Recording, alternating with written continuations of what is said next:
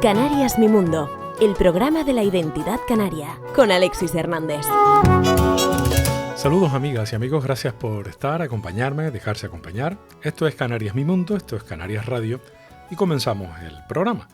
Hoy tengo la suerte de contar con un invitado excepcional, con un creador de contenido y también con un fotógrafo. Bueno, entre otras cosas, vamos a descubrir mucho y sobre todo aprender de este hombre que se llama Edu y que es un fenómeno mediático en las redes sociales, en la creación de contenidos y en el mundo de la fotografía. Empezamos. Estás escuchando Canarias Mi Mundo con Alexis Hernández. Edu López, fotógrafo, digo bien. Ahora mismo no sé si definirme solo como fotógrafo. Yo prefiero decir creador de contenido. Vale. Tú ibas para economista. Bueno, yo pasé por la universidad, sí. Pasé.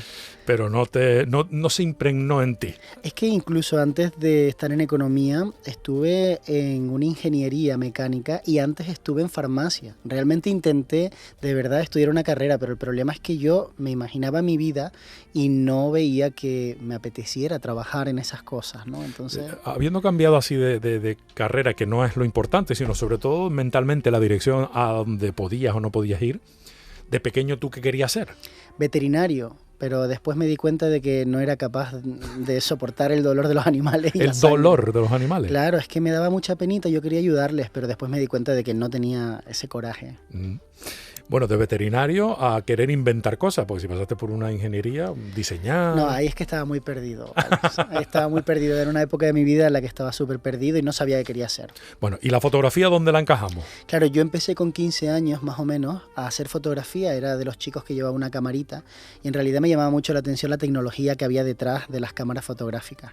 Me pilló el boom del digital y poco a poco empecé a comprar equipos pequeñitos. Después empecé a comprar equipos más grandes y al final, cuando empecé a entusiasmarme por crear imágenes, tenía la edad y los recursos como para comprar equipos, y entonces empecé poco a poco a tener cada vez mejores cámaras, mejores lentes, y cuando no sabía qué hacer en la universidad aposté por decir, oye, pues a lo mejor podría dedicarme a esto, que es lo que me gusta verdaderamente. ¿Cuál fue la primera cámara que tuviste?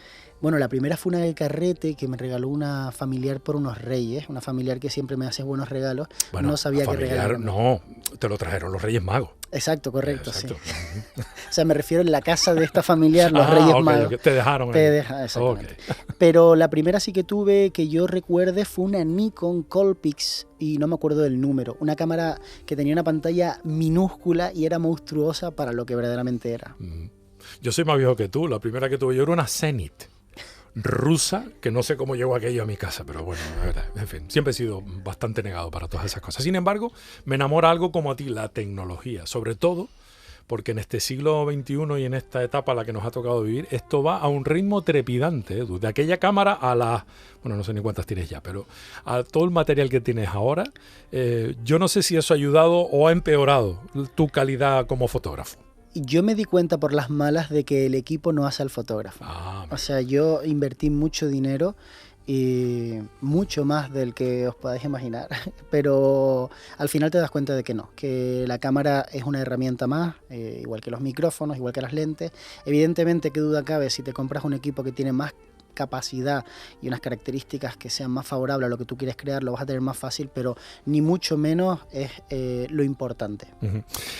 La primera foto que recuerdas que sacaste y dijiste, oye, a lo mejor no se me da muy mal, o yo tengo que hacer esto? Bueno, la primera fue en el Camping Nauta con el colegio, en carrete, y así como muy de joven aprendí que, claro, es que el carrete tienes una limitación, ¿no? Entonces yo tenía menos fotos en el carrete que niños habían en ese camping, entonces tuve que discernir entre quiénes eran relevantes y quiénes no merecían salir. Y la opción de agruparlos no cabía. No.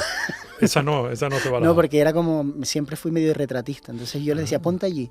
Y eso era con muy poca edad, no recuerdo exactamente, pero esas son las primeras fotos de las que tengo recuerdo haber hecho. No sería de aquellas cámaras fotográficas desechables, ¿te acuerdas? No, porque es lo que te digo, que los Reyes Magos me dejaron aquella compacta de carrete. Esa ya la estrenaste. Esa fue la que estrené allí, sí. Bueno, estarás conmigo en que eso no es lo que habitualmente lleva un niño a un camping. Es que yo era un niño muy rarito, sí. ¿Ya has cambiado? Bueno, no. Sigue empeñado. Sigo siendo bastante rarito, sí. Sí. Bueno, lo que sí es verdad es que te gusta descubrir más allá de lo que se ve a primera vista. O tengo yo esa sensación. Es la sensación que tengo cuando veo algunas de tus fotografías, ¿no? Hombre, a mí me gusta, yo soy bastante curioso y detallista. Me gusta pensar que los detalles le dan una dimensión a la historia que quizás lo obvio pues no se la da. Y sí que es verdad que el propio trabajo como reportero te da esa capacidad de fijarte en cosas que los demás pues a lo mejor pues no tienen esa agudeza visual para decir, pues mira, este detallito. Pero creo que dentro de lo que cabe, mi trabajo como fotógrafo mejoró mucho cuando empecé a darme cuenta de que la estética era tan importante como la narrativa, porque mucha gente se pierde solamente en una de las dos. Y a mí me parecía que la narrativa era importante, la estética era importante, mucha gente se queda en la estética, porque es lo que de alguna forma llama la atención. Y cuando me di cuenta de que las dos cosas eran importantes y empecé a decir, oye, pues esta fotografía tengo que hacerla porque cuenta una historia y es importante que salgan estos familiares, que se les vea cómo vinieron vestidos, ¿no? Por ejemplo, haciendo reportaje social. Y ahí fue cuando verdaderamente di un salto de calidad, porque al principio los equipos y todo el marketing que hay detrás de la industria te ciega un poco y te hace pensar que es lo importante la cámara y la parte visual, la parte estética. Y después te das cuenta de que es tan importante como la otra parte. El contenido al final es lo que prima. Exacto. Y digamos que la técnica correcta o adecuada, más que correcta, ¿no? Sí. Algo así. ¿Cuántas cámaras tienes ahora mismo? ¿Ya perdiste la cuenta? No, porque voy vendiendo y comprando. Ahora mismo, en este momento, tengo que más o menos unas 8 o 9, si contamos las que también utilizo para grabar vídeo y crear contenido. Espera, no te me adelantes al vídeo y al contenido, que estamos todavía con la fotografía, ¿no? Has creado unas marcas muy claramente definidas, una como Edu López, y en esta te has especializado, según el subtítulo que tú añades a tu web, Light and Love, o sea, luz y amor, maravilloso, sí, ¿no? sí, Todo lo que tiene que ver con lo social, con los encuentros amorosos, con las bodas, con esos reportajes tan maravillosos, porque a pesar de los pesares, no han dejado de hacerse y no han dejado de ser una colección de fotografías fundamentales en la historia de cualquier familia que arranque y comienza, ¿no? Pues yo estoy convencido de que nunca va a dejar de crearse ese recuerdo, independientemente de cuál sea el medio que se utilice. Han sido las fotografías durante muchos años, también el vídeo, a lo mejor en el futuro son los hologramas, no lo sé, pero el recuerdo de un momento que es de suma importancia para la vida de una persona no va a dejar de crearse. Y efectivamente yo creé esta marca en el año 2010 más o menos, 2009. Ya venía haciendo fotografía de bodas con otra empresa, con una persona que es mi amigo y que me dio la oportunidad, porque es una industria difícil de entrar, aunque no lo parezca. Y sobre todo porque hay muchos tipos de reportajes de bodas, ¿no? Y puedes pensar en el reportaje de boda clásico de voy un ratito, hago 4 fotografías en la iglesia, salgo y hago unas imágenes de familia. Pero hoy en día los reportajes de bodas son muchísimo más que eso. Son verdaderas piezas de autor en donde se ve una intención, una estética, una narrativa. La forma en que cuentan las historias los fotógrafos y las fotógrafas ha cambiado muchísimo. Y la verdad es que ahora mismo el fotógrafo de boda está considerado muy bien dentro de la industria, pero de verdad, ha cambiado totalmente esto, porque antes no era así. No, en los años 80, por ejemplo, era aquello de bodas, bautizos y comuniones. Exacto. Y estaba el hombre con una cámara de vídeo VHS gigantesca y además llevaba el primo que llevaba una foto con unos flashes que interrumpían toda la ceremonia. Es que soy muy antiguo, ¿eh? y era como casi, no te digo que un desprestigio, pero vamos, nadie te consideraba artista, y sin embargo ahora justo todo lo contrario, ¿no? Sí, ahora mismo al revés. Oye, cuéntame una cosa, ¿cómo fue lo de estrenarte en este tipo de reportajes fotográficos en Sudáfrica? No sé si entre leones y jirafas. No, entre elefantes. Bueno, tuve la suerte, gracias a estar en diferentes plataformas, de que un suscriptor estuviese encantado de que yo le acompañara a Sudáfrica. Porque él no es de allí, él es de España, de Jaca, del norte. Ajá. Y tiene una empresa que se llama Go Zombie y es de visitar animales en libertad. Él, bueno, pues les gusta mucho la idea de que veas animales, pero no encerrados, sino en su hábitat. Estamos de acuerdo, ¿eh? Sí. Apoyo también, la moción. Yo también. Entonces, ellos, que de hecho él se llama Alex, ella se llama África, que es muy curioso que se llame África justamente para ir a Sudáfrica, me lo propusieron y yo la verdad es que el viaje son 24 horas desde aquí. ¿Y tú, aventurero? No. Va a ser que no, ¿no? Yo no, no. Y la verdad es que, claro, mi pareja me dijo, Edu, si no vas te vas a arrepentir. Entonces le dije, bueno, pues vámonos para allá. Fuimos para allá y fue una experiencia maravillosa. O sea, la idea de estar en Sudáfrica ya es increíble, pero sobre todo cuando estás allí y te dice, bueno, ahora es cuando traemos a los elefantes y vamos a hacer unas cuantas fotografías y me preguntan, ¿cuántos elefantes quieres que pongamos? ¿Dónde y hacia dónde quieres que miren? Digo, no, esto es una broma. Y ahí pensé, bueno, si las fotos estas salen mal, soy un paquete, soy yo. O sea, es que no puede salir mal en ese lugar. Y no salieron mal, salieron fantásticas y me lo pasé increíble. ¿Siguen casados? Siguen casados, por supuesto. Estupendo. Eso fue hace poco, en realidad. Bueno, pero las cosas van bien. ¿Qué tienes que tener en cuenta para sacar una buena fotografía cuando está pasando algo y tú no lo has podido preparar? Cuando improvisas sobre la marcha. Claro, el tema es ese, intentar adelantarte, intentar ser analista. La fotografía en realidad no se hace cuando tienes la cámara en la mano, la fotografía la vas haciendo cuando te estás fijando en las cosas. La cámara es la herramienta para capturar en el momento final, pero tú estás haciendo la fotografía cuando estás a punto de ver que va a suceder algo, cuando te das cuenta de que alguien se está emocionando, y entonces ya te preparas y no levantas la cámara porque si no, en el momento en el que la levantas, esa persona corta esa emoción. Entonces esperas hasta el momento y cuando estás en el momento adecuado, levantas la cámara y la haces. Yo creo que tienes que ser una persona avispada, que esté pensando en lo que está ocurriendo. Cuando te pones en modo robot es cuando verdaderamente no das el nivel. Creo que lo importante es empatizar con el momento que estás viviendo, ¿no? Uh-huh. Podría ser el símil de que tal vez una buena entrevista o una buena conversación se lleva a cabo en la medida en la que tú eres capaz de escuchar. En este caso, el fotógrafo es capaz de ver. Exacto. Donde otros a lo mejor no vemos nada, ¿no? ¿Y qué fue lo que hizo que dieras el paso a sacar fotografía, por ejemplo, específicamente diseñada y pensada en aspectos gastronómicos o en lo que se conoce también como lifestyle o el estilo de vida, etcétera? O sea, apostaste por lo estático. No sé si esto es una ventana para poder coger aire de esa tensión permanente, claro. Bueno, en todo lo que se mueve, ¿no? Claro. Yo realmente lo que más estudié en la universidad fue empresariales, que creo que ahora mismo ni siquiera se llama así, pero me fomentaron mucho aquello de analizar el mercado y ver las oportunidades. Y para mí toda la fotografía es igual de válida, independientemente de en qué nicho estés en cada momento.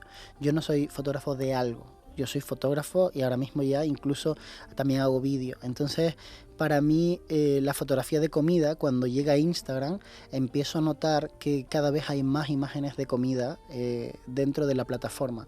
Y me doy cuenta de que las personas que están haciendo fotografía de comida, como tienen una limitación y es trabajar con el móvil, están utilizando el plano de receta, que es el plano cenital, el que la cámara se coloca arriba y apunta hacia abajo, por aquello de que los móviles se llevan muy mal con ese desenfoque que se genera detrás de lo que tú estás enfocando, ¿no? Esas imágenes que uno dice, ¿esta imagen es de cámara o de móvil? Y sabes si es de cámara o de móvil por el desenfoque. Entonces, como ellos no tienen ese desenfoque, utilizan el plano cenital. Y me doy cuenta de que está funcionando súper bien. Y digo, aquí hay un nicho enorme, porque va a haber mucha gente que quiera publicitarse en Instagram, pero que no sepan el lenguaje de Instagram. Y claro, no pueden contratar a un Instagramer para hacer la foto de su restaurante. A lo mejor ahora sí, pero en aquella época no. Y empiezo a hacer fotografía de comida, me leo algunos libros, veo que en Estados Unidos la cosa está desarrolladísima y me doy cuenta de que aquí pues está en pañales. Uh-huh. Y veo una oportunidad, veo un océano azul en donde estoy nadando solo, y aunque no hay muchos pececitos, porque todavía los restaurantes no están preparados para contratar y gastarse un dinero, digo, esto es cuestión de tiempo. Y desde ese momento, pues de repente me doy cuenta, en mi portafolio pongo fotos de comida y me doy cuenta enseguida de que me llama una de las agencias más grandes para trabajar para uno de los supermercados locales más grandes, porque no había nadie, básicamente. Uh-huh. Y desde esa época empiezo a hacer trabajos comerciales para hoteles, para restaurantes, para empresas. ¿Y lo del estilo de vida, el lifestyle? Eso es que me ha gustado siempre porque... Eso está bien, hay gente que le gusta tener una buena foto de uno, claro, ¿no? Claro, eso es que me fascina, porque el lifestyle básicamente es recrear situaciones cotidianas, pero cuidando muchísimo la estética y la luz. Entonces hay fotógrafos en internet que hacen unas cosas tan alucinantes que ves, parecen fotografías de película, como si fueran sacadas de una película. Entonces para mí el cine es la inspiración y el lifestyle ese de película de comedia romántica americana es lo que me fascina y siempre me ha gustado hacer ese tipo de fotografías. O sea que al final vas a ser fotógrafo, ¿no? Sí, sí, sí. Espérate. Hasta que de repente, además de irrumpe, vamos a simplificarlo muy básicamente, irrumpe Internet. Exacto. En tu vida. Bueno, más que Internet, las redes sociales, el contacto directo con el posible cliente o con el consumidor último. Y ahí se abre un mundo en el que también te lo habrás tenido que aprender todo tú, porque esto no estaba inventado igualmente, amigo mío. Exacto. Sí. Y te creas tu marca, que por un lado es Edu López, lo hemos dicho. Bueno, esa es tu marca siempre, pero además, por diferenciar, estás con tu Estudio Illumina, ¿no? Estudio Lumina. Lumina. Lumina. Perdón. Bueno, .com, en eso sí lo digo bien, ¿no? Eso sí, .com sí. Cuéntame, ¿en qué medida Internet y las redes sociales, bueno, ya me adelantabas algo hace unos minutos, ha cambiado tu vida? Porque a partir de ahí ya aparece también lo del vídeo. Pero antes de llegar al vídeo, que me imagino que sería una consecuencia lógica, ¿cuándo descubres la posibilidad de proyección que te ofrece Internet? Pues mira, no exactamente el día que sale, pero justamente al día siguiente a que se presente Instagram, no recuerdo por qué, me creo un perfil. O sea, yo en ese momento, el día siguiente que se presenta la aplicación, no sé si lo leí en algún blog o lo que sea, yo digo, una red social de fotógrafos, perfecto, ahí quiero estar yo. Y me creo el perfil. Y empiezo a vivir todas las transiciones que hay al principio solo se podía hacer foto con el móvil, después en cuadrado, después 4/5, y empiezas a ver cómo la cosa va evolucionando. Y me doy cuenta de que efectivamente existe una oportunidad de crear una comunidad y bueno, a ver a dónde nos lleva. Y empiezo poco a poco a intentar aportar valor para conseguir que la gente, pues de alguna manera, me siga y siga lo que hago. O sea que Instagram, a modo nuevamente de visionario, es donde metes la primera patita. O sea, yo estaba en Facebook como todo el mundo. Y antes en MySpace, pero bueno, MySpace desapareció. En MySpace, tampoco eres tan joven entonces, ¿eh? No. Es broma. No, la verdad que tampoco soy tan joven. Y nada, y de ahí salí a Facebook, después Instagram, y en Instagram ya me encantó. Instagram me flipó. ¿Y cuándo aparece Messier YouTube? Sí, YouTube es una plataforma que yo consumo desde sus inicios. Pero hablando con un amigo que es muy buen community manager, él se formó cuando aquí todavía el término ni se conocía, me dijo YouTube tiene una diferencia con respecto al resto de redes y es que se utiliza como buscador. De hecho, actualmente es el segundo buscador más grande del mundo. Entonces, si tú creas vídeos y los posicionas con búsquedas que la gente pueda hacer, vas a aparecer y vas a crecer. Y yo pensé que a lo mejor era una forma de salir de Canarias, de forma virtual, que sería el primer paso para después poder trabajar fuera con clientes de fuera. Y entonces me creé un canal, allá por el año 2015-2016 empecé a crear algo de vídeo. Y en 2017 he puesto fuerte y empiezo a crear continuamente vídeos.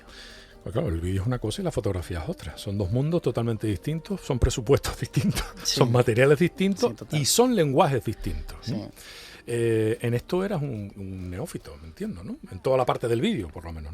¿O ya habías hecho alguna incursión? No, a nivel de composición entendía por el lenguaje fotográfico. Sí.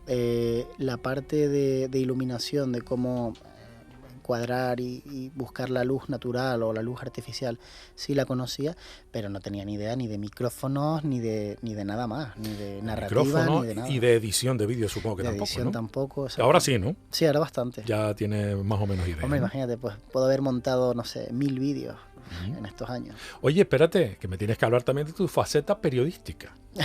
Periodística. O golifiona, que podríamos decir en Canarias. Claro, ha entrevistado a un listado importantísimo de fotógrafos que por alguna razón son relevantes para ti, ¿no? Digo, a través de YouTube, has hecho entrevistas. Sí. No sé si esto fue un poco motivado por el encierro, aunque ya tú habías hecho alguna incursión antes, ¿no? A mí me gusta hablar. siempre me ha gustado.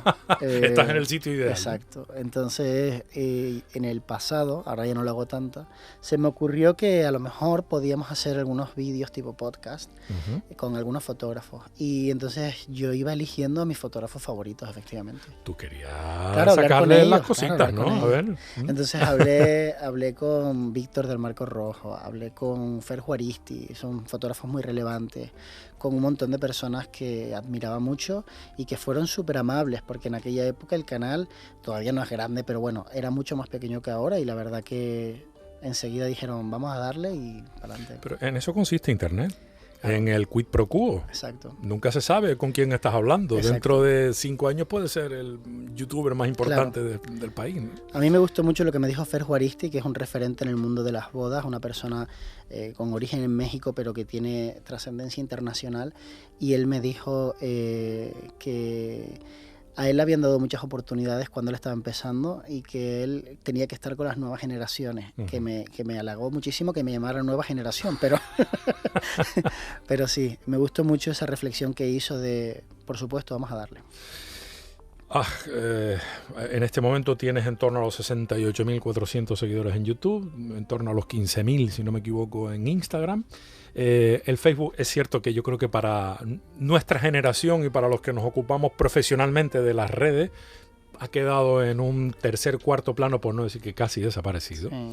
Y no sé si te has aventurado a, por ejemplo, el Twitch, que es como algo que casi desconozco, pero que lo mismo para ti tiene algún sentido y algún futuro. No sé si hay alguna otra red social que destacar en este sentido. Bueno, yo antes de hablar de Twitch, sí me gustaría destacar mi incursión en el mundo del podcast, porque... No me digas que también me vas a hacer la competencia con el podcast. Mira, entonces vamos a sumar. Vas a alucinar. A ver, cuéntame. Se me ocurre, terminando 2020, se me ocurre que casi como terapia para mí, me voy a poner delante de un micrófono a contar mis historias y mis formas de ver ciertos aspectos, a veces de actualidad, a veces un poco más atemporales.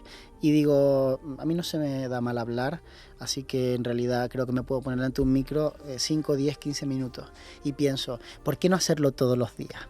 Y entonces me hice un podcast diario de fotografía. Tengo que buscarte en dónde 2021. está. Estoy en todos lados. Se llama Fotografía para entusiastas. Vale, pues te buscaré a través de, no sé, de Apple. Sí, Apple Podcast, Spotify, Google Podcast, todo. Vale. La cosa fue que ese podcast fidelizó muchísimo la audiencia. Fue una locura. Y la estrategia que había detrás del nombre era que estuviese la palabra fotografía, porque a todas las personas que les gusta la fotografía lo van a buscar. Entonces, durante el tiempo en el que estuvo... Uy, qué serio estás aquí. Sí, es que la foto es que tengo que cambiar esa foto. En casa del herrero. Estoy muy serio. Durante todo el año estuve haciendo un podcast y la verdad es que fue una experiencia increíble. Al final hasta me cayó alguna lágrima cuando terminé porque tenía claro que solo era un año, o sea, no podía mantener. Es demasiado trabajo. Uno no valora el trabajo que hay detrás de un podcast, de la radio. Uno ve a las personas hablar y da la sensación de que es sencillo, pero hay una parte de documentarse y de prepararse y es demasiado trabajo.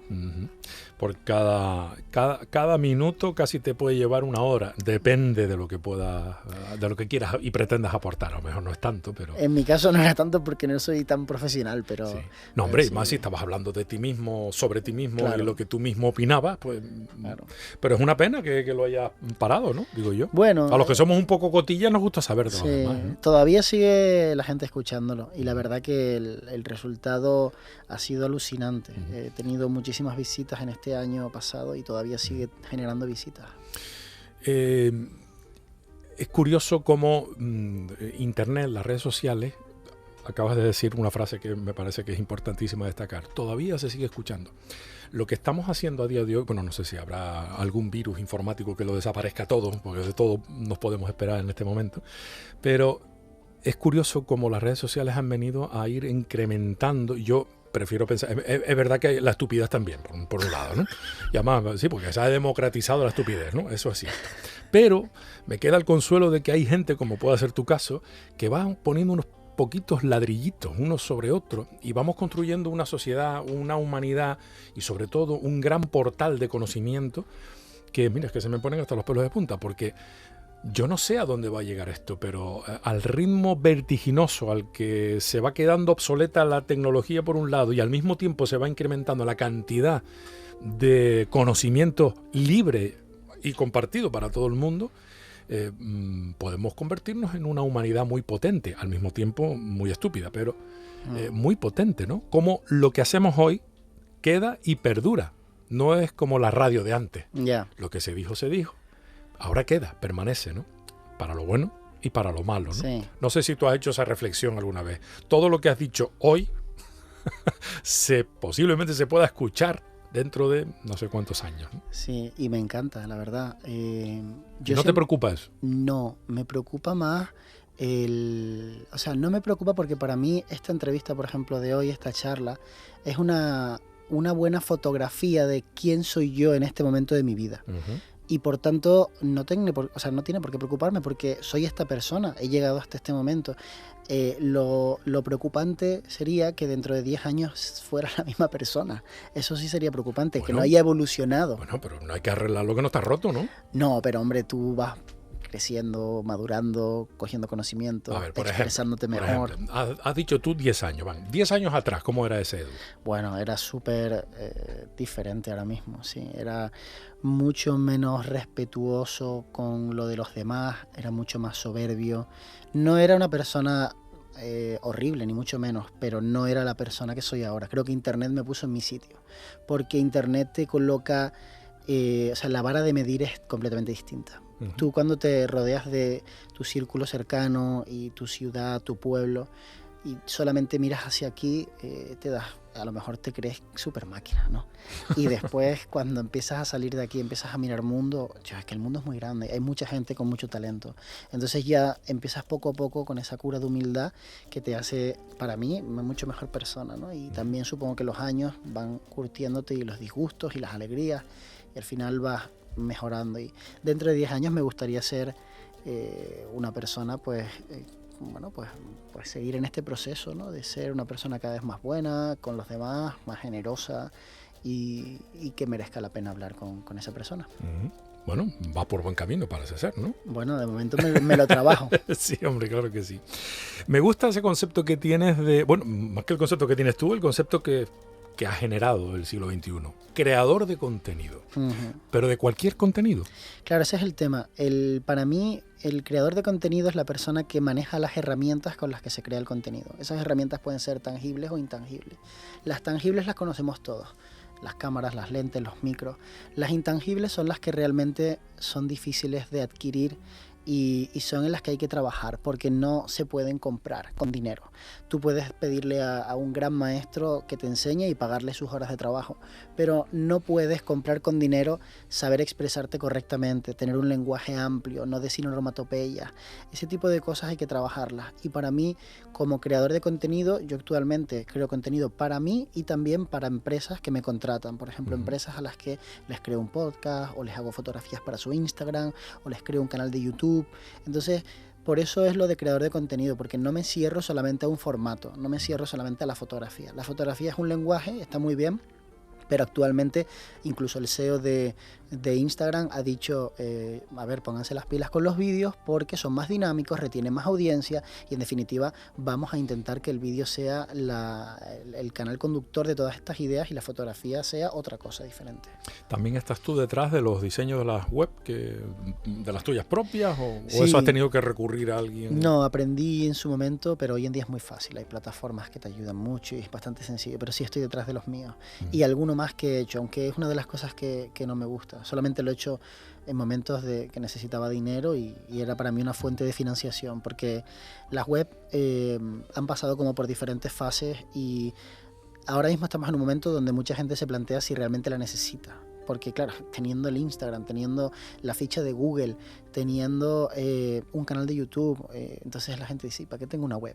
Entonces, las webs que se hacen ahora profesionalmente son muy exigentes porque quienes se las hacen quien contrata a alguien para que se las haga, lo que busca es lo que no puede hacer él por su cuenta. Y es muy fácil hacerse una web por tu cuenta. Entonces, cuando alguien te pide una, ya tienes que meter muchas cosas dentro y que esté todo perfecto. Y entonces ya es algo que no me genera mucho interés ahora mismo. Pero a lo mejor es porque sencillamente no quieres invertir tu tiempo en eso, sino mientras tú sigas haciendo tu fotografía, tus entrevistas, tus blogs, etcétera, tu videoblog, quería decir, pues bueno, pues alguien te está en las entrañas de una programación, ¿no? Sí. O recurres a una plantilla de esas plataformas que paga y ya está, cambia cuatro cosas, porque tampoco hace falta mucho más, ¿no? Es que esos son mis webs son así. Lo que sí recurro a un profesional es cuando tengo algún tipo de problema o quiero solventar algo que yo no sé, enseguida tiro de teléfono, llamo a la persona, bueno, en realidad por WhatsApp, llamo a la persona con la que trabajo desde hace 10 años, él entra en la web, lo soluciona, pero en ese sentido, o sea, la parte de diseño la hago yo y la parte un poco más técnica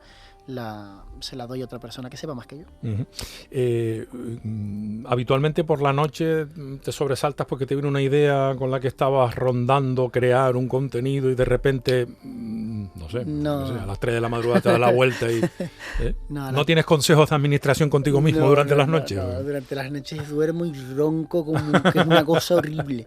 No, por la noche la verdad es que duermo bastante bien y los días se me hacen tan largos que las noches sirven para desconectar, pero sí que es verdad que muchas veces estás en una situación determinada y piensas, esto podría ser contenido. Es el mal del creador de contenido, que todo podría ser contenido. Este momento que estamos viviendo, aparte de contenido para la radio, también podría ser contenido para un videoblog de mi canal de YouTube, porque es una situación que es llamativa, el estudio está precioso y bueno, pues podría sacarlo, ¿no? Entonces todo el rato estás pensando en crear contenido. A eso quería llegar, esa era un poco la pregunta camuflada, es decir, tienes permanentemente el ojo listo, la mente preparada y estás viendo dónde generar, ¿no? Sí. Digo yo, ¿no? Y además ahora con el tema de que los móviles han mejorado tantísimo, es facilísimo. Yo me grabo muchísimo con el teléfono porque ha mejorado una barbaridad, el sonido y la imagen. Entonces, mira, ¿y cuándo vives tú?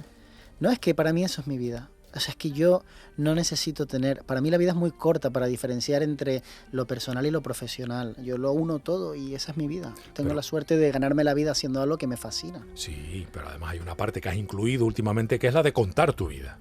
Sí, pero no cuento mi vida como personal. O sea, yo en mi vida, en YouTube, por ejemplo, no saco en plan a mis padres, ni mi familia, ni cuando me voy a echar unas arepas, ni saco las cosas que tienen que ver con mi parte fotográfica, con la parte de vídeo, las cosas de nicho, ¿sabes? A la gente que me sigue por eso, ¿no? Por la parte fotográfica. De hecho, si haces un blog contando tu vida, no lo ve nadie. Bueno, depende de quién sea, ¿no? Claro, bueno, si eres Shakira, sí, claro. Sí. No, supongo. Bueno, ese no lo vería yo, la verdad. En fin, mira, bromas aparte.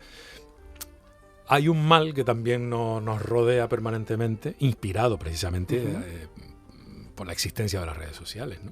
A veces podemos perder la dimensión de lo que es real, lo que no, lo que conviene contar, lo que no. Y en este sentido me imagino que habrá sido testigo de algunas hecatombes en algún caso. Sí, y participante también, la he cagado muchas veces, claro. Sí, por exponerte más de la cuenta. No, a lo mejor, por hacer un comentario que a lo mejor se tenía que quedar más en la parte de lo privado o una opinión que nadie te ha pedido. Yo siempre digo que solo se equivoca el que crea.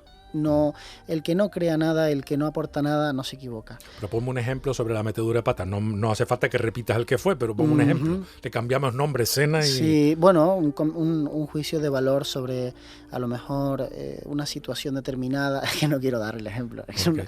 Algo como que tú dices, no, pues esto... Algo de actualidad, sí, por ejemplo. Algo de actualidad, alguna opinión sobre un producto dada en el calor de la conversación, en donde a lo mejor te extralimitas y después llegan los responsables y te dicen, oye tío, no me putees de esta manera. Porque tú eres una figura de las que se denominan ahora tester o algo así. Tú eres probador de productos. Yo trabajo te envían cosas y tú los testeas. Sí, en YouTube cuando tienes un canal de nicho es bastante sencillo trabajar con marcas. Y sobre todo colaborar con marcas. Para mí la diferencia está en que colaborar, ellos te mandan el producto, te quedas con el producto y haces una review. o lo metes dentro de tu vídeo y hablas un poco del producto. Depende del trato al que quieras llegar. Trabajar con marcas es que además de eso te pagan dinero.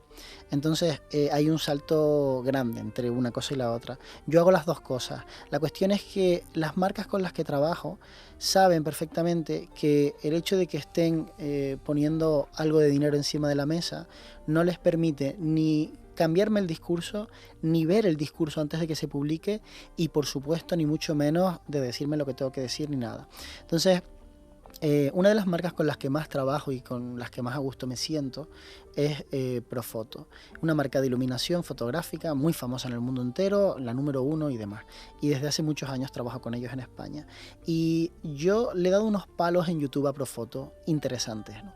Y siempre les explico, chicos, si yo digo solamente las cosas buenas de los productos y nunca digo nada malo, que lo hay, evidentemente, porque hay cosas que son peores, pierdo la credibilidad. Y la credibilidad es lo único que yo tengo como creador de contenido.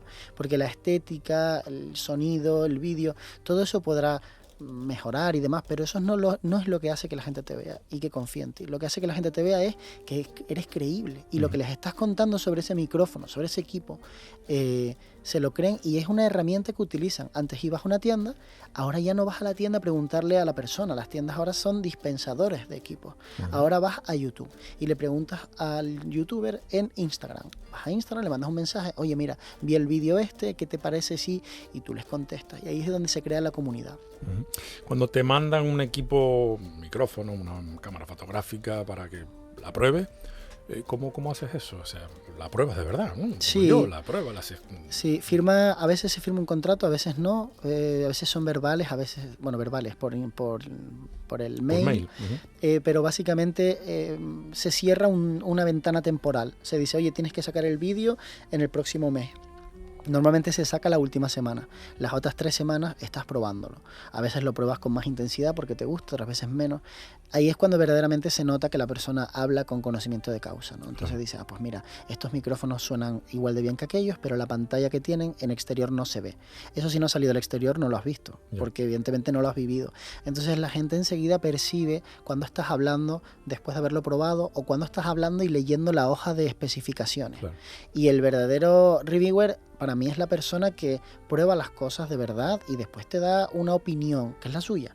Puede ser más cercana a la tuya o menos. Hay gente que ve los reviews después de haber comprado su equipo para confirmar lo que piensan sobre ese equipo. Exacto. No. Y te ponen, pues a mí no me funciona y notas que esa persona se lo compró y que por alguna razón no le funciona una parte o no le gusta como debería ser, ¿no? Pero sí, evidentemente se prueban mucho antes de sacarlos. Por eso es un trabajo tan arduo, porque realmente necesitas tiempo para probar las cosas.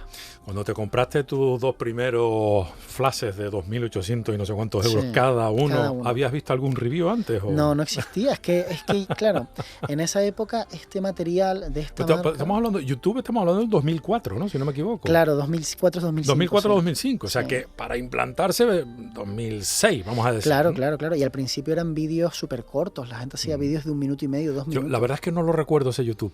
Yo no me acuerdo cómo era la vida sin móvil, claro. Me imagino sin YouTube menos. Pues eran unos vídeos súper cortos, de repente se empezó a poner de moda el humor corto. YouTube se utilizaba como esos vídeos que ahora están por WhatsApp, pues en aquella época estaban en YouTube y se pasaban los links. Después empezó a haber creadores que hacían humor y después del humor empezó la tecnología y después vinieron los blogs y después vinieron los podcasts y ha ido como cambiando, ha ido mutando, pero ahora mismo en YouTube hay de todo, de absolutamente de todo. Yo sigo un canal maravilloso de ciencia que está... El presupuesto que tiene es tan grande que ya tiene dobladores profesionales al castellano, como si fuera una serie de Netflix que los dobladores en estudio doblan el audio, ya no es subtitulado, ya es que tengo un canal en español y otro en inglés, y el de español lo tengo con profesionales dobladores que me lo hacen para que tú cuando lo escuches parezca que es la persona hablando español. Entonces ha crecido mucho la plataforma. Con lo que no viste el review. Y te compraste los dos flashes. Perdona, sí, que y te gastaste casi 6.000 euros. No, me gasté 6.000 euros, sí. Bueno, esa fue la factura justa. Porque es que claro, coincidió con que me di de alta como autónomo. Bueno, te diste de alta precisamente por los 6.000 euros. Efectivamente. Que te daba el gobierno de Zapatero pensando tú que no había que devolver aquello. Claro, se tapé ahí a tope, me dio como si me lo hubiera dado él, ¿no? Sí, de su bolsillo. Sí. No, sí, había un premio para las personas, para ayudarles, y yo me gasté todo el equipo en eso. Y la verdad, todo el dinero en eso. Y la verdad que muy feliz. Lo que pasa es que no tenía ni idea de cómo se usaban. Pero ¿cómo te gastas 6.000 euros en dos cacharros que no sabes cómo? Claro, porque... Aunque después te cambiarán la vida. Sí, eso hay que decir. claro, porque yo veía que todos los fotógrafos y fotógrafas de éxito trabajaban con flash. Y de éxito me refiero a nivel mundial. Sí, claro. Y yo veía que esos retratos eran completamente distintos a los de luz natural. Y también vi una oportunidad en el mercado porque nadie lo tenía, nadie utilizaba. Fíjate cómo serían las cosas que cuando yo mando el email para comprar y me llama la persona, el comercial, empezamos a hablar de qué equipo quiero y yo le digo, no tengo ni idea porque no sé cómo funciona esto. El tipo me recomienda una serie de cosas. El dueño de la empresa dice que hay un chico de Canarias de 20 y pocos años que se quiere comprar todo el equipo. El tipo ya en la primera compra me hace un súper descuento para que yo pueda terminar de comprarlo. No se lo digas a Zapatero, ¿eh? No, el descuento era, o sea, yo pagué 6.000. Yo pagué 6.000. Con el descuento. Con el descuento, es que era mucho más. Mi cabeza. Sí, y entonces a partir de ahí empieza una relación con esa marca y poco a poco se va consolidando hasta el punto de hoy, ¿no? Porque la marca es buena. La marca es muy buena, no es la única y existen otras marcas que te pueden dar una calidad fantástica por mucho menor precio. Eso es real. Pero... ¿Qué montajes te haces? Bueno, tú y supongo que prácticamente todos los fotógrafos profesionales, me entiendo. ¿Qué montajes te haces para sacar una foto? Sí. No sé cuánto tiempo se tarda en montar todos esos cacharros y el trípode y el no sé cuánto y la pantalla. El otro día te estaba haciendo un review de una pantalla que va por wifi o por Bluetooth. Muchachos, estos agotadores, esto no se acaba nunca, ¿eh? Claro. ¿Cuánto tiempo se tarda en preparar una buena fotografía de esas de estudio? Sí, pues a lo mejor si tienes el estudio montado menos, pero si no, una foto fácil te puede llevar... Si es de producto y tienes varios flashes y los reflejos y demás, te puede llevar 40 minutos, 50 minutos fácil. Y después hay que editarla. Y muchas veces se montan varias fotografías porque técnicamente no se puede hacer de una sola toma. Por esa segunda parte te quería preguntar, ¿por cuánto hay de trabajo posteriori en una fotografía? Implícitamente lleva la pregunta. Exacto. ¿Cuánto hay de verdad y cuánto hay de mentira? Exacto, sí. Porque esta es otra gran discusión eterna, sí, ¿no? Esa me parece apasionante. Te voy a responder por partes. ¿Cuánto tiempo lleva edición de fotografía? Depende del tipo de fotografía. Venga, vamos a poner un ejemplo. Vamos a sacar una fotografía, unas gafas de sol. Que esa es difícil. Esa es difícil. Y vaya puntería la mía, ¿eh? Sí, porque las gafas de sol tienen un cristal que tú tienes que intentar que tenga las características en la imagen de lo que verdaderamente es el cristal. No es lo mismo un cristal degradado que un cristal que no lo es, que es liso. No es lo mismo un cristal polarizado o un cristal translúcido, de estos que son como amarillitos para que la gente vea. Entonces, tú, normalmente lo que se hace es, si lo quieres hacer rápido, fotografías la gafa sin preocuparte del cristal y el cristal lo haces en Photoshop. Eso sería la parte fácil. Es literalmente un render. Bueno, pero tampoco es mentira. No, es una... Bueno, esta es la discusión, mira, ¿no? Claro, ahí está la cosa. Cuando ves un coche, tú cuando ves un coche en una publicidad, ese coche no es un coche, es diseño puro y duro. ¿Hubo alguien que hizo una foto de un coche? Correcto. Esa foto se le mandó a la persona que después cogió en Photoshop y creó cada uno de los laterales del coche, los faros, todo lo creó en digital. ¿Y por qué? Porque así si quiero cambiar el color del coche, lo puedo cambiar con un clic, no tengo que hacer otra foto de un coche. Porque así no me tengo que preocupar de que los reflejos, en el metal pulido, el reflejo es todo. Todo lo ve. Tú haces una fotografía de un coche yendo por el Teide, se ve la montaña en el lateral del coche. Pero el dueño del coche no quiere que se vea la montaña, quiere que se vea el metal.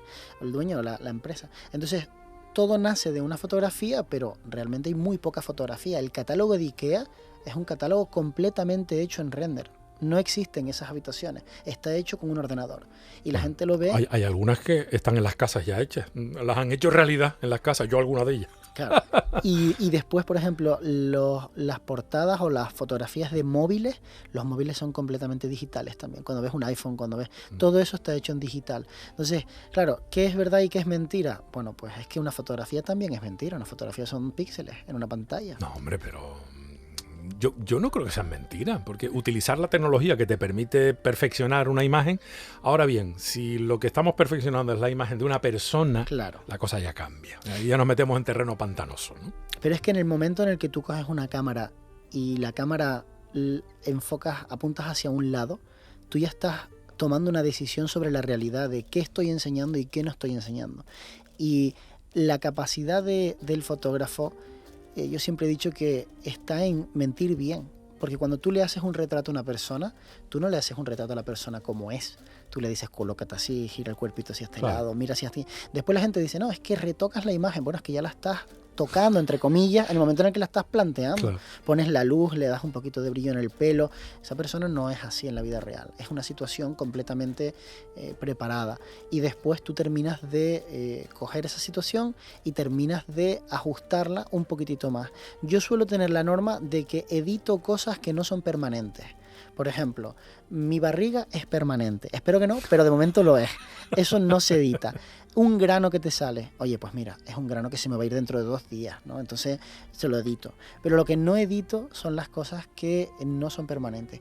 Para mí, digamos, el punto de ahí de sí o no que dudo son, por ejemplo, las ojeras. Porque las ojeras, si duermes bien y te cuidas un poco, se te van a ir. Entonces yo digo, bueno, eso lo voy a editar un poco. Pero ahora estamos viviendo una fase en donde la cosa ha cambiado mucho con la edición. Cada vez es más natural y cada vez se toca menos.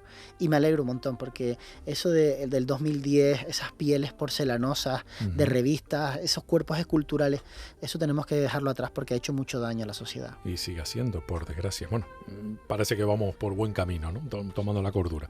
Porque los humanos somos muy de extremos, ¿no? O te sales como un pincel o sales hecho una piltrafa, ¿no? Entonces, o te pones todos los flashes y toda la iluminación adecuada, o de cualquier manera, ¿no? Sácame una foto, ¿no? Que es el gran daño que han hecho los selfies. Claro. Sí. Pues tú no eres de selfie. No, para nada. Yo no. Aunque te autograbas me grabo con la cámara, pero es que un selfie de cámara es otra cosa. Sí, es que cuando te grabas a ti mismo es por empatizar con las personas, ¿no? Para que vean una cara, se lo estás contando tú y demás. Para mí el gran daño que ha hecho el selfie es que tú antes llegabas a un lugar bonito, como por ejemplo nuestro Teide, que es maravilloso, y cogías la cámara y apuntabas al Teide y hacías la foto. Y aunque esa foto existiera ya, y lo hubieran hecho millones literalmente de personas, tú tenías la tuya, era tu momento, el Teide como tú lo viste. Ahora lo que ocurre es que la persona se pone entre la cámara y el Teide. Y entonces da la sensación de que lo importante no es el Teide, lo importante es que tú estabas en el Teide. Y presumir de que tú estabas en el Teide. Y para mí ese es el gran daño del selfie.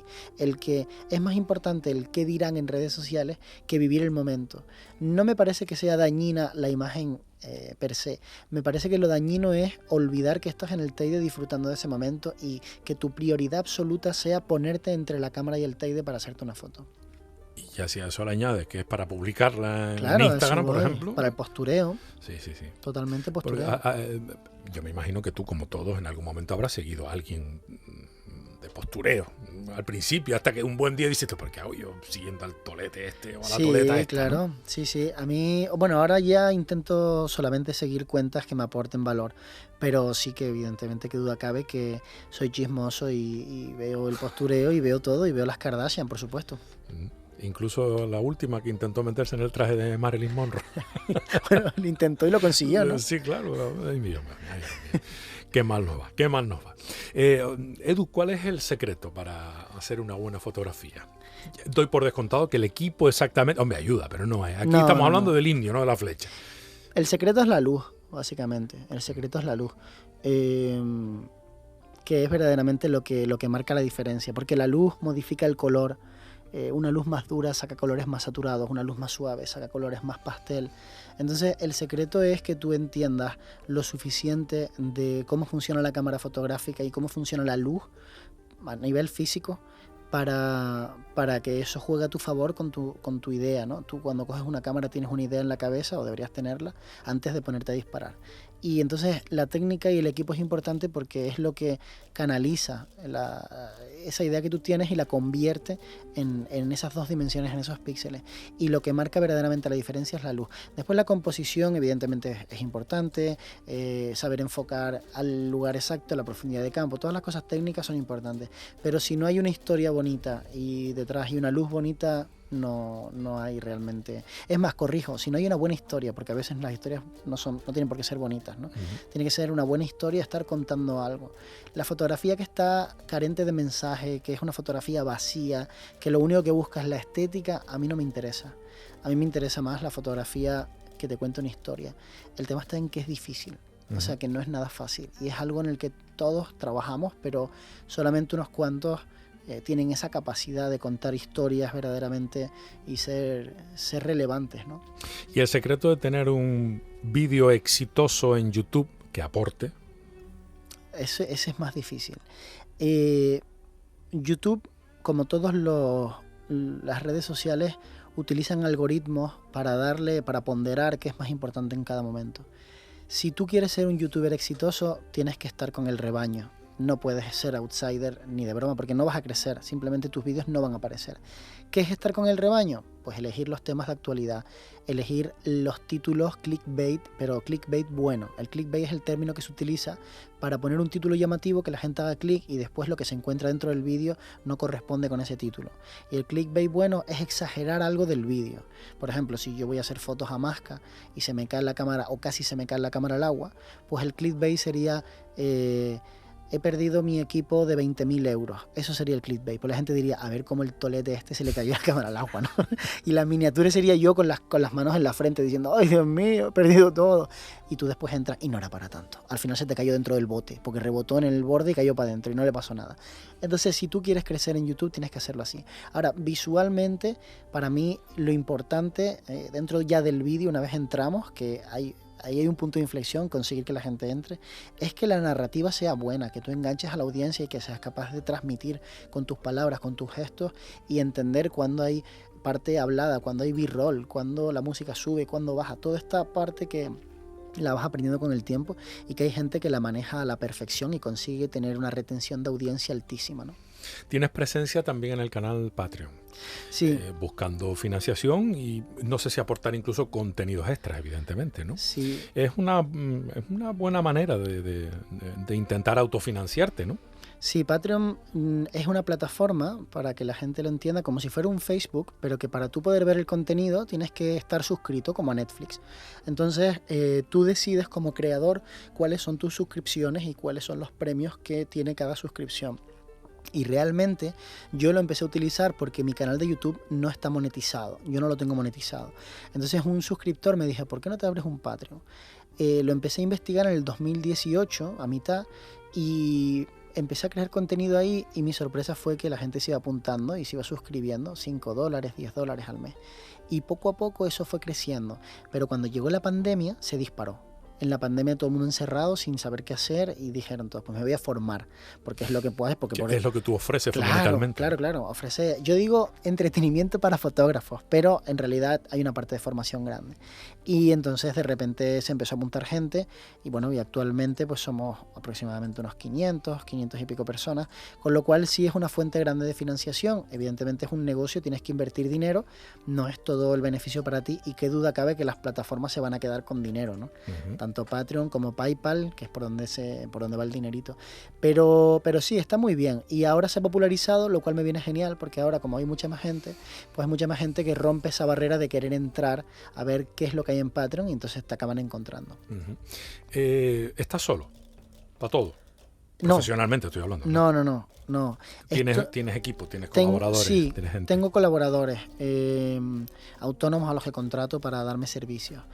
Tengo a un ayudante, prácticamente siempre viene conmigo, que también hace fotografía, y tengo a un gran filmmaker que también monta vídeo. Entonces cuando estoy muy saturado, cuando hago vídeo comercial, lo monta él. Y cuando tengo proyectos un poco más grandes donde necesito que alguien me grabe bien, me graba él. Entonces seríamos como 3. Y después hay una cuarta persona que se dedica a echarme una mano con las redes sociales que gestiono. porque el día da para lo que da, ¿no? No, totalmente, claro. Y no hay manera, ¿no? No. Además, porque son disciplinas tan distintas, a pesar de que están en la misma área, Sí. pero son disciplinas tan distintas y requieren de una ocupación tan específica que hacerlo todo, bueno, que sería como empezaste, pero que al final No te da. La vida no te da, ¿no? Y que no merece la pena. O sea, por ejemplo, montar un vídeo de 12 minutos te puede llevar 2 horas tranquilamente. Sí. Si eres rápido. Si no eres rápido te puede llevar mucho más. Entonces yo entiendo que esas 2 horas yo prefiero dárselas a una persona y pagárselas, y yo trabajar en otro proyecto y seguir produciendo, porque montar el vídeo no me hace ganar más dinero. Básicamente es una fase del proceso, pero hacer otro proyecto, grabarme otro vídeo, sí me da. Entonces al final prefiero siempre tener un montador y que me eche una mano, ¿no? Y aparte es muy divertido trabajar en equipo. A mí me parece de las cosas más divertidas del mundo irte a Bueno, comer tú por te ahí, estrenaste ¿no? en un coworking, ¿no? Efectivamente. Compartiendo oficina. Efectivamente, y con profesionales súper competentes. O sea, visto después de 10 años, todas las personas que estaban en aquel coworking son personas a las que le ha ido bien en su negocio. Y a ti también, ¿no? A mí me ha ido bastante bien, sí. ¿En qué te has equivocado en estos últimos años? Qué buena pregunta. Me he equivocado quizás en tardar demasiado en darme cuenta de que el mundo era muy grande y yo podía ser una parte importante dentro de mi sector y luchar por serlo. Yo tardé muchos años en sacar la cabecita y decir, hey, aquí estoy yo. Y fue por los miedos y por ese aspecto que tenemos a veces los canarios de tener como, no sé si es un complejo o qué es, pero a veces nos creemos que por vivir en Canarias en vez de vivir en Madrid o Barcelona somos menos o tenemos menos oportunidades. Y sí tiene mucho, es verdad, o sea, es verdad que cuesta mucho más, pero en internet todos como que tenemos la misma casilla de salida, ¿no? Da igual si vives en Shanghái o vives en La Orotava. Y cuando me di cuenta de eso, era joven, tenía más o menos unos 30, 31 años, pero ojalá me hubiera dado cuenta con 24, porque te aseguro que se me pasó el boom de YouTube, por ejemplo. Si hubiera empezado al principio de YouTube, ahora mismo mi canal tendría pues, seguramente un par de millones de seguidores, sería enorme, simplemente porque fue el momento en el que YouTube promocionó esos canales. Igual que si me hubiera dado cuenta en Instagram de lo que funcionaba cuando empecé, que no lo hice, yo era muy tosudo de no, yo quiero hacerlo como a mí me guste. Y claro, es que es lo que te dije antes, o sea, no creces. O estás con la plataforma o no creces. Y todavía a día de hoy sigo cometiendo el error de preocuparme demasiado de la estética, cuando en realidad no es lo importante. Cuando a la gente lo que le gusta es que crees contenido de forma continua y que se vea y se escuche lo suficientemente bien. Y que me cuentes muchas historias. No es tanto la propia estética. Y me preocupo demasiado de esa parte. ¿Todo el mundo sirve para esto? No. Yo creo que tienes que tener una capacidad para comunicar. Si eres una persona que no tiene esa capacidad, que te trabas hablando, que no eres capaz de pensar rápido, no me malinterprete, o sea, me refiero, mientras estás hablando estás pensando en lo siguiente que vas a decir. Entonces ahí sí tienes la capacidad y puedes aprender. Las cosas que se pueden aprender, cómo grabarme, cómo me coloco la cámara, pero si tienes una parte innata para esa comunicación, o la has trabajado de chiquitito, y cuando decían en el colegio hay que exponer el trabajo, tú no te ponías nervioso, tú salías ahí y lo exponías perfectamente. ¿Ese eras tú? Sí, a mí no me costaba nada. Yo veía a los otros niños atemorizados y siempre pensaba, ¿por qué? ¿Qué les pasa? ¿Qué les pasa? O sea, ¿por qué te da tanta vergüenza salir si solamente hay 20 personas aquí en esta clase o 30? Y el profesor, y tienes tu trabajo hecho, o sea, solo hay que leerlo. Pero es verdad que hay gente a la que eso le frenaba mucho, esa gente evidentemente. Y tampoco creo que valga cualquier persona desde el punto de vista del hate y de lo que provoca estar expuesto, que es un tema que también es delicado, ¿no? Tú tienes que estar preparado para entender que no le vas a gustar a todo el mundo. Y eso no creo que todo el mundo esté preparado. ¿Pero para eso se prepara? Bueno, sí. Porque por lo general nos pensamos que somos la leche, ¿no? No, y seguramente muchos lo sean, pero la cuestión es que da igual quién sea. Si a Messi lo critican y a Ronaldo, imagínate a mí, ¿no? O sea, si gente súper top en lo que hacen tienen un montón de hate en internet. El tema de internet es que como la gente igual está en el sofá de su casa viéndote, tú te has pegado un viaje al Polo Norte y ellos cogen y piensan, esa nieve no debería pisarla nadie. Y ya te pone, y ya está, ya dejan su comentario y siguen con su vida, y a ti te afecta más de lo que debería. O no, depende. Si te has trabajado tú y has entendido que eso va a ocurrir, pues no pasa nada. Porque la filosofía de bloquear los comentarios y a mí no me cuentes nada, No, eso tampoco no, puede ser. No. Eso no puede ser. No, porque esto es comunicación en dos sentidos. No puede ser que tú digas, no, pues yo no quiero que nadie me diga nada y yo no quiero que la gente me critique y que piensen diferente a mí. No, tú tienes que aceptar que tú estás exponiendo tu punto de vista y ya está. Yo creo que la gente se equivoca y tratan de sentar cátedra, cuando dicen, esta es la realidad. No. Ese es tu punto de vista. Cuando tú como creador de contenido opinas y das tu opinión, la gente puede estar de acuerdo o no estar de acuerdo, pero es tu punto de vista. Ahora, cuando tú te crees en el derecho de decir a la gente cómo tienen que hacerlo, ahí es cuando verdaderamente empieza a ser problemático ser creador de contenido. O sea que si me creo un canal que se titule Tú lo que tienes que hacer, sí. Ese no tiene... Incluso, bueno, lo mismo tiene un montón de seguidores para darme caña, ¿no? Exacto.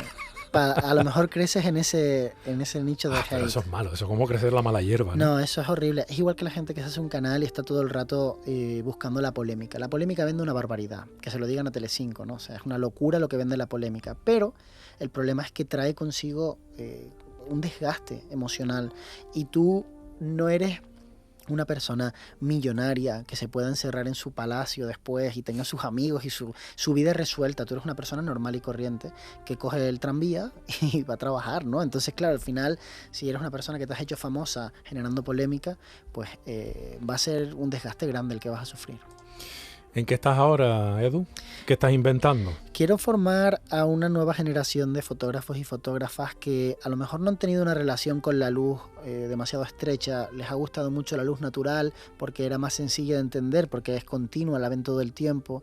Y me gustaría explicarle a esa gente que el flash es una herramienta que le puede llevar a otro nivel de una forma mucho más sencilla de lo que creen. Entonces estamos creando una serie de cursos de productos digitales, que es como se le llama en el medio, para ponerlos a la venta al final de año. Pero lo queremos hacer muy bien, somos súper ambiciosos en esto. Queremos grabar en las 8 Islas Canarias, queremos grabar en 4K, queremos que el sonido sea perfecto y queremos que sea súper inspiracional. Queremos que de alguna manera Canarias esté en el mapa cuando te compras esos cursos, ¿no?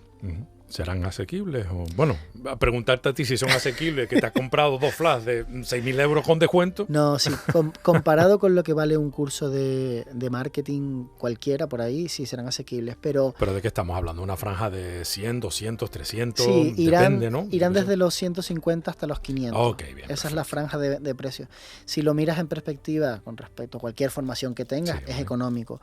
Y serán largos, o sea, serán de muchos capítulos y estarán muy bien explicados. La idea es crear los mejores cursos de iluminación en castellano que existen, que ya es mucho decir, porque evidentemente hay muy buenos fotógrafos haciendo formación. La cuestión es que es curioso, pero los verdaderamente buenos fotógrafos no hacen formación. O sea, la gente que verdaderamente podría aportar una barbaridad, esa gente no la hacen. ¿Por qué? Porque esa gente está a sus cosas, creando sus historias, ¿no? Sacando un libro, dando una charla, una ponencia, pero no les ves continuamente. Y quienes estamos representando un poco al gremio en las redes, no somos tan buenos fotógrafos como esa gente. Entonces es curioso porque es como, ojalá esa gente se abriera un canal, ¿sabes? Oye, ¿para cuándo tu libro, tus charlas? Charlas sí he dado. Sorprendentemente han gustado. Yo digo, pero si es que lo que digo es básico, todo el mundo lo sabe. Bueno, pero lo dices bien y entretiene mucho, sí, ¿no? Supongo que es eso. Y algo se aprenderá, digo yo, ¿no? Supongo que es eso, sí. El libro es algo que me da mucho respeto, porque es un formato... El libro es peor que las redes, ¿eh? Claro. Ese se queda, pero claro, se queda de verdad. Siempre, sí. Es un formato que me da muchísimo respeto. Lo tengo en mente y he estado decidiendo qué tipo de libro quiero hacer. No quiero un manual de técnica. Tampoco quiero un libro autobiográfico ahí donde esté todo el rato diciendo yo. Pero sí me gustaría que fuera una mezcla de historias que me han ocurrido y que tienen una enseñanza. En ese sentido, el fotógrafo Joe McNally, un fotógrafo americano bastante mayor, pero que todavía es tan activo, de hecho se acaba no porque ya fue hace tiempo, pero se hizo las Olimpiadas teniendo ya pues prácticamente 70 y pico años, y el tipo es un crack, una referencia. Sus libros son muy así, me gustan mucho y para mí es un modelo a seguir. El ver cómo te cuenta, cómo te habla de un esquema de lujo, de algo que técnicamente es relevante, pero a través de una pequeña historia y enseñándote unas cuantas fotos en el libro. De eso me gustaría que fuera. Y la verdad es que me llegan muchas peticiones por redes de yo me lo compraría, yo lo haría, tal. Pero los libros hoy en día no son como tal un negocio, son más bien... No, es por dejar testimonio, exacto. ¿no? Es tu selfie. Exacto. Tu selfie vital, ¿no? Exacto, muy bien definido. En fin. Mi querido Edu, aunque no te lo creas, bueno, sí, porque no te lo vas a creer, ha pasado pues prácticamente ya una hora. Hay que terminar, porque Muy bien. aquí en YouTube y en las redes no hay límite, pero aquí sí. Se me ha pasado volando.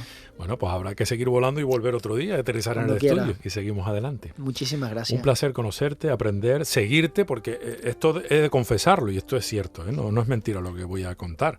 Yo era seguidor a través de YouTube de Edu López antes de conocerlo, de saber de su existencia y mucho más de saber que estabas a 300 metros de la radio. Sí, tengo el estudio cerquita, sí. Pues es una de esas casualidades maravillosas y esas son las cosas que más me gustan de las redes sociales, ¿no? Qué bueno. En fin, y sobre todo descubrir gente interesante como tú con la que aprendo. He de decir que hubo un micrófono que yo no me compré por un review que hiciste tú. Muy bien hecho. Sí, sí. No, pero tú lo pusiste muy bien el micro. Pero al final dijiste, bueno, pero si tú lo que vas a hacer... Claro. Pues es verdad, yo soy de ese grupo. Claro. En fin, bueno, bromas aparte. Es cierto todo lo que te acabo de decir, pero también en este tono un poco de broma para concluir esta conversación, más que entrevista, una conversación en la que sigo aprendiendo mucho de ti y sigues demostrando que tienes una capacidad de comunicación importante. No dejes de explotarla porque el resto lo agradecemos. Eres una persona muy instructiva y muy entretenida, muy agradable de escuchar y que además aporta. Amigo mío, muchísima buena suerte, manténme al tanto con todas tus nuevas creaciones, no borres ninguna de las antiguas y nos vemos en las redes. Nos vemos en las redes, muchísimas gracias por invitarme, ha sido un placer. Un abrazo. Canarias Mi Mundo, el programa de la identidad canaria.